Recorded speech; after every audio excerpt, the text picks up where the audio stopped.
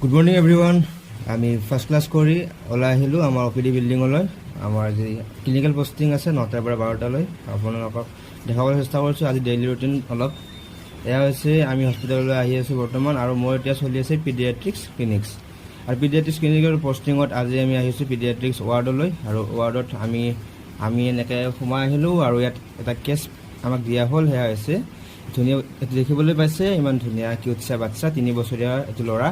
তেওঁৰ হৈছে nephrotic syndrome নামৰ এটা বেমাৰ, আৰু তাৰ কাৰণে আমি তেওঁক এক্সামিন কৰি আছোঁ, পৰীক্ষা কৰি আছোঁ। তেওঁৰ ওজন, তাৰপিছত উচ্চতা এইবিলাক আমি লৈ আছোঁ, তেওঁক এক্সামিন কৰিছোঁ। আৰু এতিয়া আমাৰ 12টা বাজিল, ক্লাছ আছে পুনৰ 12টাৰ পৰা 1টালৈকে, আৰু এটা লাঞ্চ ব্ৰেক। এতিয়া আমি ক্লাছলৈ সোমাই যাম। এয়া হৈছে আমাৰ ক্লাছৰুম, MBBS লেকচাৰ হল 3, আৰু ইয়াতে আমাৰ ক্লাছ হয়। আৰু এতিয়া লেকচাৰ হল 4 এইটো খালী পৰি আছে, কাৰণ ইয়াত ফাইনেল ইয়েৰৰ ক্লাছ হয়, তেওঁলোকৰ এতিয়া এক্সাম চলি আছে। এইখিনিয়ে আজিৰ কিছু